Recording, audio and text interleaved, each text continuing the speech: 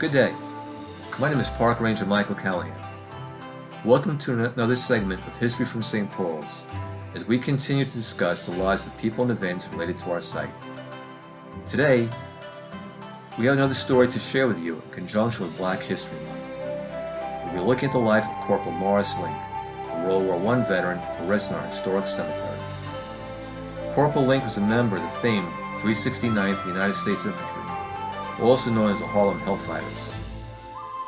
Morris Darnay Link was born in Cottrell, North Carolina on 24 August 1882. He was one of three children of Moses and Louisa Link. By 1900, Morris was employed as a farm laborer. At this time, life for an African American in the South was not only harsh, but also dangerous, with harassment, beatings, and lynchings occurring on a frequent basis. The Ku Klux Klan had a strong presence in the South, and Jim Crow was reaching its most restrictive, segregated condition. Many African Americans, fearing for their safety as well as wanting better lives, made the decision to move north. Morris Link was one of them. By 1910, he was living in Westchester County, New York, with his wife Elizabeth. Their home is located on South 7th Avenue in Mount Vernon. Morris found employment as a driver, delivering goods in the local area. Morris and Elizabeth probably would have lived out the remainder of their lives in Mount Vernon, were not for the entry of the United States into World War I on April 6, 1917. On 27 April 1917, Morris Link enlisted in the New York National Guard's 15th Infantry Regiment, and was assigned to Company K. The Harlem-based 15th was the State Guard's only African-American unit, and had been raised prior to the declaration of war by Governor Charles Whitman, who placed Colonel William Hayward in command of the regiment. Hayward was a lawyer and former Nebraska National Guard officer. Men were recruited not only from Harlem, but also from the surrounding area, some from as far away as Pennsylvania. Hayward also recruited both black and white officers to lead the regiment. The 15th were mustered into federal service in August of 1917, and by October, the regiment was conducting its initial training in Spartanburg, South Carolina. The time in the South proved that discrimination and Jim Crow were not a thing of the past. The men of the 15th were the Deep South. They were not only not wanted, but despised. Harassment of unit members, to include physical assaults, took place at various times. But the men of the 15th maintained their discipline, their sense of duty, and followed their training schedule, avoiding major conflicts with the local community. This period of time helped draw all members of the unit, including the white officers, closer together. As one author has stated, as a direct result of such repeated confrontations, a bond was forged among the men of the 15th, a fighting spirit they hoped would serve them well when they got to France. The 15th arrived in France in December 1917, and was met with a positive reception from French authorities. Colonel Hayward expected his unit to be sent into action, but his expectation was soon dashed by the politics of discrimination and prejudice. The 15th, now designated the 369th U.S. Infantry, were assigned to services of supply. They were in effect a labor unit, unloading ships, doing latrines, and other manual labor. Within the U.S. War Department and political leadership, there was a widespread resistance to having African Americans serve in combat roles in France. This in spite of the fact that men of color had been fighting the nation's wars going back to the Revolution. 180,000 black soldiers had served in the American Civil War, a number of them receiving the Medal of Honor. After the war, men of the 9th and 10th Cavalry and 24th and 25th Infantry served with distinction and valor in the Indian Wars, the Spanish-American War, the Philippine Insurrection, and the border war between the United States and Mexico.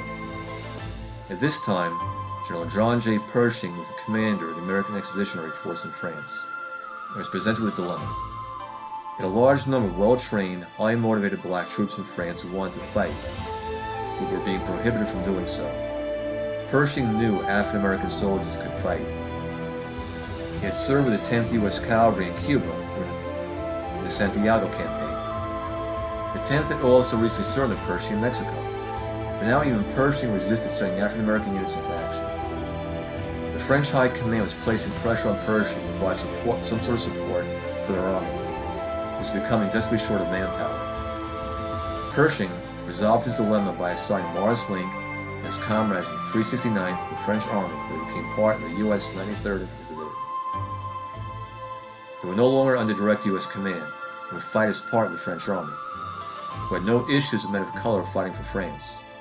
The French themselves had a large number of units recruited from both North Africa and Central Africa, serving in France at the time. The 369th received a warm reception from the French Army, and were treated the same manner as other French soldiers. The French were satisfied with this arrangement, since now they had additional manpower to defend their assigned sectors, and eventually would be able to go on the offensive. To ensure the 369th could be supplied effectively, the regiment kept their U.S. uniforms, but were equipped with French weapons, helmets, and equipment. Towards the end of the war, French uniforms were also issued.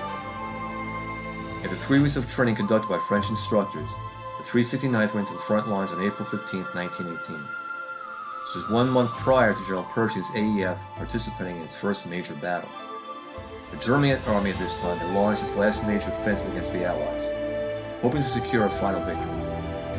The 369th manned the trenches and assigned sector for 3 months, fighting in several skirmishes and raids.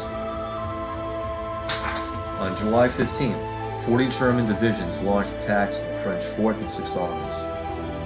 The attacks by German infantry were conducted in conjunction with a heavy artillery bombardment of the French trenches. 14 members of the 369th were killed that day, and 51 were wounded. One of those killed by an artillery shell was Morris Link. His body was badly mangled, but he was identified by fragments of a book in the pocket of his tunic. Morris Link was initially buried with his comrades in the French military cemetery. Elizabeth, his widow, requested that his remains be sent home to Mount Vernon for burial, and the army complied with her request.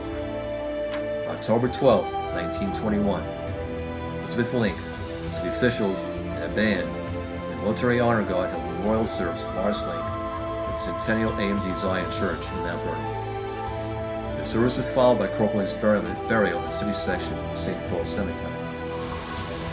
Morris Link had been awarded the French Croix de Guerre posthumously, with 1 bronze star by the French government. The city of Mount Vernon also honored Corporal Link by planting a tree in his memory at the intersection of Wallace and Westchester Avenues. And every year, the National Park Service and local veterans groups honor Corporal Link's service. Thank you for being with us today. Join us again for next week for History from St. Paul's.